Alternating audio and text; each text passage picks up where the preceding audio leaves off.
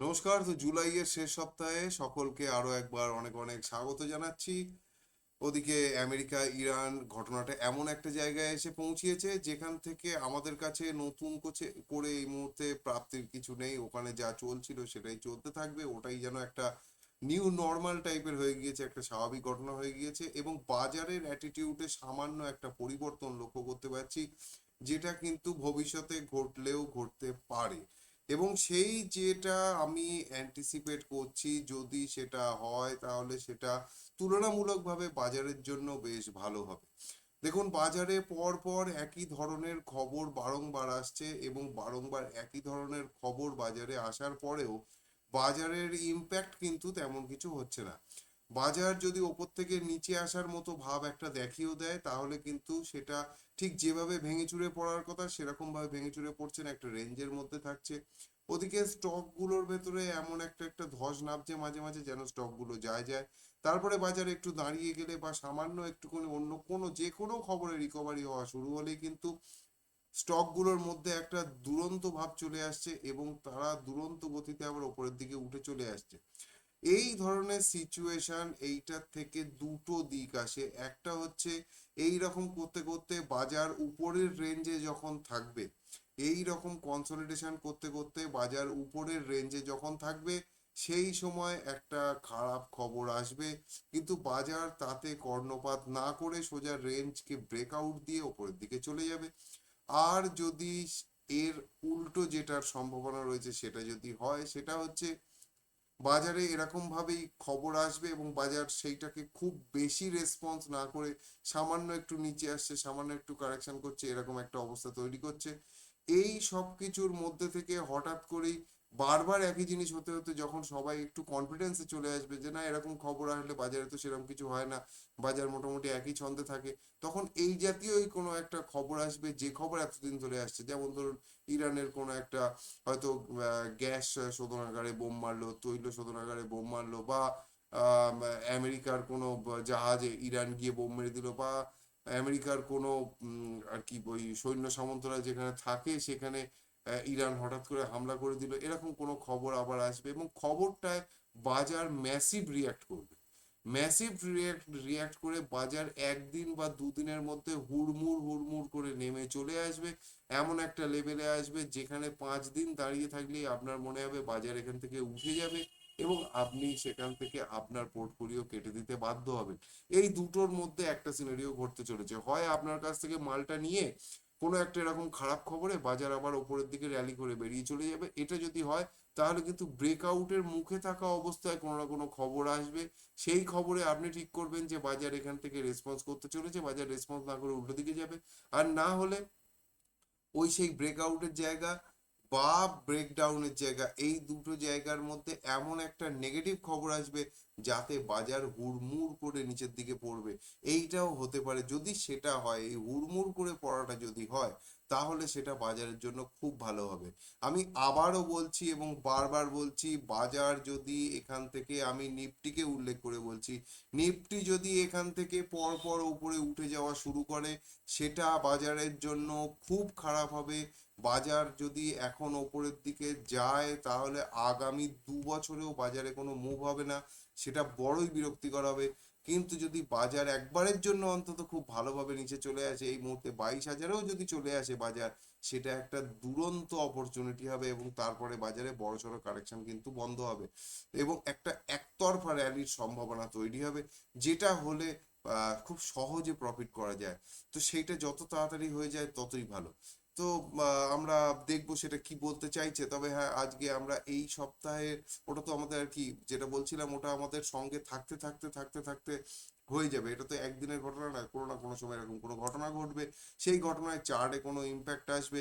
সেই ইম্প্যাক্টটা দেখে আমি আপনাদের সঙ্গে অবশ্যই কোনো না কোনো ভিডিওর মাধ্যমে বলে দেবো যে হ্যাঁ, সেই বলেছিলাম জুলাই মাসের শেষে যে এই রকম একটা ঘটনা ঘটতে পারে, সেই ঘটনা ঘটেছে, এবার আমরা নিশ্চিন্ত, এবার বাজার ওপরে যাবে, এরকমও আপডেট নিশ্চয়ই দিয়ে দিতে পারবো আশা রাখছি। তো সে যাই হোক, আজকের ভিডিও এখানে শুরু করছি। সর্বাগ্রে যেটা আপনাদের সাথে শেয়ার করে রাখা দরকার, সেটা হলো এখানে আমি এই বাজার নিয়ে আগামী সপ্তাহে কিভাবে কাজ করব এবং আমার থিঙ্কিং বাজারকে নিয়ে কেমন রয়েছে, সেটা আপনাদের সাথে আমি শেয়ার করছি। কোনো রকম বাই সেল বা কোনো হোল্ড করার রেকমেন্ডেশন আমি এই ভিডিওর মাধ্যমে আপনাদেরকে দিচ্ছি না। তার কারণ শেয়ার বাজারে বিনিয়োগ সম্পূর্ণভাবে বাজারগত ঝুঁকি সাপেক্ষ, এবং আপনার যদি প্রপার ট্রেনিং বা প্রপার নলেজ শেয়ার বাজারে না থাকে, তাহলে আপনি শেয়ার বাজার থেকে প্রফিট করতে পারবেন না।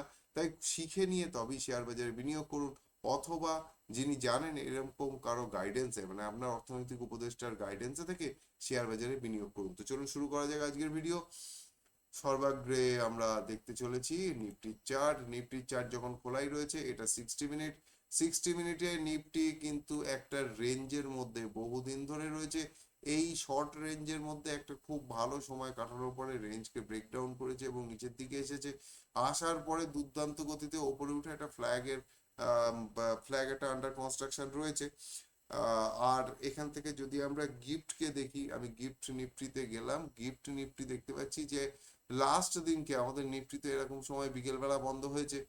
তারপরে গিফট নিফটিতে একটা বেশ দুরন্ত গতি ওপরের দিকে এসেছিল, এক সময় তো 940-এ গিয়ে দাঁড়িয়েছিল, এবং তারপরে যেটা করেছে সেটা হচ্ছে 23,763-তে শেষ হয়েছে। এবং ডেইলি চার্টের অ্যাসপেক্টে যদি আমরা দেখি, তাহলে ডেইলি চার্টের অ্যাসপেক্টে 23,828 এই রেঞ্জে গিয়ে শেষ করেছে। 1 মিনিটের চার্ট দেখলে বোঝা যাচ্ছে লাস্ট মিনিটে খুব জোর পড়েছে ঠিকই, কিন্তু ওপরে যথেষ্ট ওপরেই ছিল। 23,828 একটা অ্যাভারেজ ক্লোজিং এসে পৌঁছিয়েছে গিফটে। তো গিফটের চার্ট দেখে যেটা দেখা যাচ্ছে, ওপর থেকে এই যে ফলটা হয়েছিল, এই ফলটা এখানে এই যে স্পিনিং টপটা বানিয়েছিল, এই ক্যান্ডেলে এই স্পিনিং টপের উপরে ওঠার চেষ্টা করে ওপরে কিন্তু সাস্টেন করেনি, স্পিনিং টপের বডির নিচে সাস্টেন করে ক্লোজ হয়েছে। এটা কিন্তু বুল প্যাটার্ন মোটেই নয়। এরপরে এটা আবার নিচে নামার সম্ভাবনায় প্রবল থাকে এই ধরনের চার্টের ওপরে। তবে হ্যাঁ, যদি কিনা ওপরে খুলে সাস্টেন করে সেটা আলাদা ব্যাপার। ওপরে খুলে সাস্টেন করতে গেলে এই মুহূর্তে রয়েছে 23,828, এটাকে যদি 23,900 এই লেভেলে ওপেন হয়ে যদি সাস্টেন করে যায়, তাহলে কিন্তু আবার ওপরে থেকে যাওয়ার সম্ভাবনা থাকবে। তো সেটা তো আমাদের কালকে সকালবেলা দেখতে হবে। কিন্তু যখনই আমরা গিফট নিফটি থেকে আমাদের নিফটিতে আসছি, তখন দেখছি 23,900 যে লেভেলটা বললাম, সেই লেভেলে এখানেও কিন্তু সেই একই রকমের রেজিস্ট্যান্স রয়েছে। এবং 23,870-এ এই যে স্পিনিং টপ টাইপের ক্যান্ডেল তার বডি হয়েছে।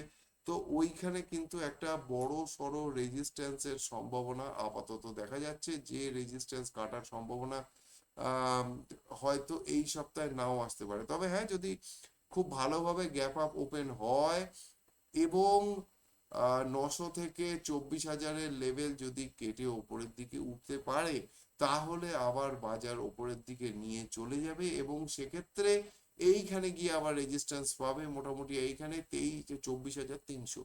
আগামী রেজিস্ট্যান্স থাকবে 24,300, খুব বড় সড়ো লেভেলের রেজিস্ট্যান্স 24,300। তার কারণ হচ্ছে একে কেটে এই 24,000-এর ওপরে উঠলে তারপরে 24,300 পর্যন্ত যেতে পারে। বুঝে দেখুন, এখান থেকে 24,000-এ যেতে 250 পয়েন্ট বাকি রয়েছে, তারপরে গেলে ওখান থেকে আর 300 পয়েন্ট যেতে পারে। তো এই সময় একবার উইকলি চার্টটাও দেখার দরকার রয়েছে। উইকলি চার্ট যেভাবে কেটে দাঁড়িয়েছে, উইকলি চার্টের অ্যাসপেক্টে অন্তত 23,950-এর ওপরে, মানে 24,000-এর ওপরে না উঠলে, উইকলি চার্টের অ্যাসপেক্টে 24,000-এর ওপরে না উঠলে নিফটি কিন্তু নিচের দিকে নামার সম্ভাবনা প্রবল। এবং আগামী 2 সপ্তাহে এখানে চলে আসার সম্ভাবনা রয়েছে, যেটা 22,200 লেভেলের আশপাশে। এই যে দাগটা কাটা ছিল, তখন যদি এই দাগে চলে আসতো, তাহলে এতদিন পর্যন্ত এখান থেকে এইভাবে উঠে চলে যাওয়ার সম্ভাবনা ছিল। তাহলে একটা একতরফা উপরের দিকের মুভ হতো, না হয় অর্ধেক নেমে এখান থেকে উঠেছে, তো এবার এখান থেকে পড়তে পারে তার একটা সম্ভাবনা রয়েছে। সেটা যদি হয় আগামী 2 সপ্তাহ থেকে 3 সপ্তাহের মধ্যে, অর্থাৎ আগস্ট মাসের মাঝামাঝি সময় পার হওয়ার মধ্যেই কিন্তু এখান থেকে সোজা নিচে নামবে এবং এইখানে এসে ধাক্কা খাবে, যদি কিনা 24,000-এর ওপরে উঠে না যায়। 24,000-এর ওপরে উঠে যাওয়া মানে সেক্ষেত্রে ওপরে গিয়েও যে খুব বড় মুভ হবে তা না, টাইম পাস করবে, করে আবার খবর কিছু না কিছু আসবে এবং গড়বড় করবে। এখান থেকে যদি আমরা একটা কাল্পনিক ত্রিভুজ বানাই, এর মধ্যে থাকে কোথায় একটা, যেহেতু আমি এত দাগ টাগ দিয়ে দেখি না, তাই একটু খুঁজে পেতে অসুবিধে হয়। হ্যাঁ, পাওয়া গেছে।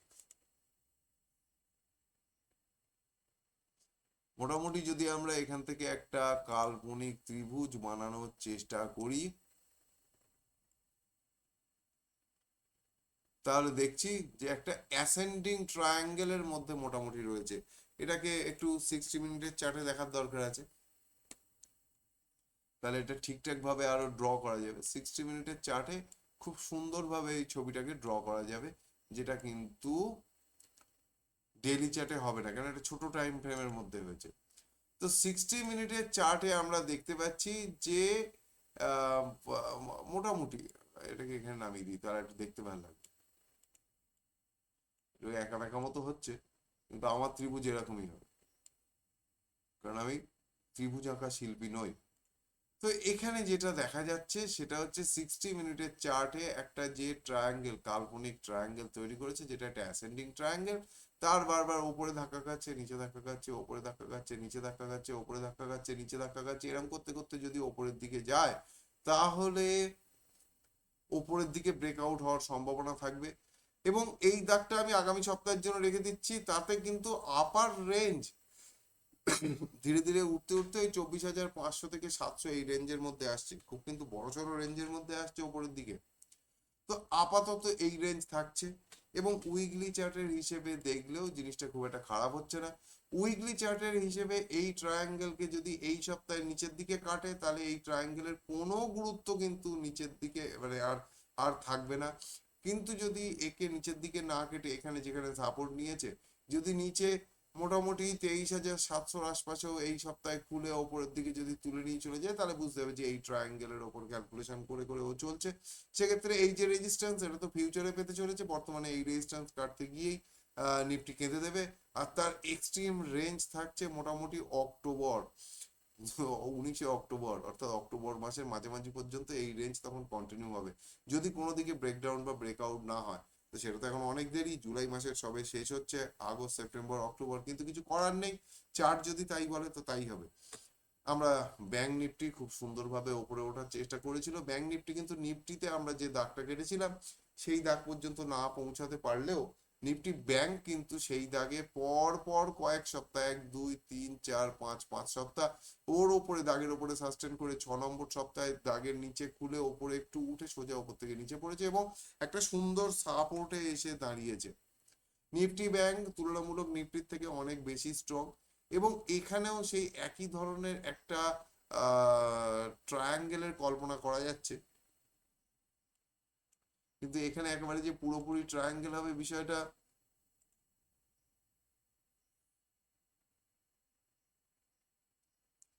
আমরা, এখানে প্রচুর দাগ হয়ে গেছে, কিন্তু কিছু করার নেই, একটু দাগ তো কাটতেই হবে। বাজার এমন ভাবে চলছে, বাজার যেভাবে চলছে আমাদের সেই সঙ্গটা দিতে গিয়ে প্রচুর দাগ কাটতে হচ্ছে। উপরের দিকে রেজিস্ট্যান্স ঠিকঠাকই পেয়েছিল, এবং ওই দাগের মাহাত্ম দিয়েই ওখান থেকে নিচে নেমেছে, কিন্তু যে প্যাটার্নে এইবার উঠছে, এই প্যাটার্ন যদি এইবার কালকে সকালবেলা এই দাগের আশপাশে কোথাও নিফটি ব্যাংক ওপেন হয়ে যদি ওপরের দিকে ওঠা শুরু করে, এবং যদি এই ইয়েলো লাইনে বাধা না পায়, তাহলে একটা জিনিস ধরে রাখবেন, এই ইয়েলো লাইনের রেজিস্ট্যান্স আর কাজ করবে না, এই ইয়েলো লাইনকে সাপোর্ট হিসেবেও আর এই মুহূর্তে কাজ করাবে না। সেক্ষেত্রে রেজিস্ট্যান্স কিন্তু এইখানে গিয়ে পাবে, ঠিক আছে? তখন এই রেঞ্জের মধ্যে ও কিন্তু আস্তে আস্তে আস্তে আস্তে চলা শুরু করবে। এটা ব্যাংক নিফটি অনেক বেশি স্ট্রং আছে, আপাতত এই চ্যানেলের মধ্যে রয়েছে, এবং এই শুধু চ্যানেলটাকে ফলো করলে এটাও কিন্তু অক্টোবর মাসের মোটামুটি মাঝামাঝি পর্যন্ত গিয়ে পৌঁছচ্ছে, 12 অক্টোবর 15 অক্টোবর পর্যন্ত গিয়ে পৌঁছচ্ছে, মানে মাঝামাঝি পর্যন্ত গিয়ে পৌঁছচ্ছে। নিফটি নিফটি ব্যাংক দুটোই একটা রেঞ্জের মধ্যে রয়েছে। এই সপ্তাহটা একটা নির্ণায়ক সপ্তাহ হতে চলেছে। এই সপ্তাহে মোটামুটি বোঝা যাবে যে এই রেঞ্জটাই ফলো করে নিফটি নিফটি ব্যাংক চলছে, নাকি অন্য কোনো রেঞ্জের কথাও চিন্তা করছে, সেটা এই সপ্তাহে বোঝা যাবে। ইউএসডি আইএনআর কি আর বলবো, এ তো একদম মনের আনন্দে উঠতে উঠতে উঠতে উঠতে একদম মার্জিনাল উপরে গিয়ে ক্লোজ করেছে। হ্যাঁ, খুব সুন্দর, আবার একটা অল টাইম হাই ক্লোজিং, এবং যেভাবে চলছে তাতে আশা করছি এই সপ্তাহে আরো বেশ খানিকটা ইউএসডি আইএনআর দুর্বল হতে চলেছে। যতই আরবিআই যতই কাজ করে যাক না কেন, যতই বিদেশ থেকে ডলার আমদানি করার চেষ্টা করুক না কেন, গড়বত্ত হচ্ছে, আমাদের এখান থেকে প্রচুর টাকা বিক্রি হচ্ছে এবং ডলার কেনা পড়ছে, এটা একদম জলের মতো পরিষ্কার, এবং তার জন্যই হুড়মুড় করে টাকার দাম পড়তে আরম্ভ করেছে। আমরা কিন্তু যথেষ্ট খারাপ পারফর্ম করছি ডলার ইস টু রুপি ইকুয়েশনে বর্তমানে, এবং যার ইম্প্যাক্টও বাজারের উপরে পড়ছে। ইন্ডিয়া ভিক্সে এই সপ্তাহে যেটা বলেছিলাম, গত সপ্তাহে মোটামুটি 1550-এর আশপাশে রেজিস্ট্যান্স ছিল, তো 15 গিয়ে রেজিস্ট্যান্স পেয়েছে এবং এই যে 3 সপ্তাহ উপরে গিয়েছে, এই সপ্তাহে যেটা হতে পারে দেখুন আরএসআই গিয়ে অ্যাভারেজের সঙ্গে ধাক্কা খেয়েছে এবং উপরে একটা রেজিস্ট্যান্সের কাছাকাছি এসেছে। এই সপ্তাহে যদি 15-12, 15-15, 15-30, 15-50 যেখানেই খুলুক না কেন, সেখানে খুলে নিচে আসার সম্ভাবনা প্রবল থাকবে এবং 13-30-এ নেমে আসার সম্ভাবনা প্রবল থাকবে। এই সপ্তাহে এই চান্সই বেশি রয়েছে। ওপরে খুললেও নিচে আসার সম্ভাবনা প্রবল রয়েছে। আর যদি এখান থেকে মার্জিনাল নিচে আহ এখান থেকে মার্জিনাল নিচে যদি আর কি খুলে যায়, তাহলে ওপরে ওঠার একটা সম্ভাবনা রয়েছে, এটাও কিন্তু রয়েছে। ওপর থেকে যদি নিচে ওপরে খোলে তাহলে নিচের দিকে নামার একটা ভালো রকম সম্ভাবনা থাকবে, কিন্তু যদি নিচে খুলে যায় তাহলে কিন্তু এখান থেকে ওপরে ওঠার একটা সম্ভাবনা থাকবে এবং ওপরে সেই একই 15-30-এর আশপাশে একটা রেজিস্ট্যান্স থাকবে। 15-30 কাটলে 19 পর্যন্ত নিয়ে যেতে পারবে। তবে হ্যাঁ, উইকলি চার্ট দেখে যেটা মনে হচ্ছে, ডেলি চার্ট ওঠার একটা সম্ভাবনা দেখাচ্ছে ঠিকই, কিন্তু উইকলি চার্টে এইভাবে পরপর দুটো হয়েছে আর একটা সপ্তাহ ম্যাক্সিমাম ওঠে, সেই সপ্তাহ ক্যান্ডেলটা বড় হয় না, তাই এখানে একটা লাল ক্যান্ডেল হওয়ার সম্ভাবনা প্রবল পাচ্ছি। আরএসআই তেও তাই বলছে, আরএসআই তে ওরকম হওয়ার একটা সম্ভাবনা রয়েছে।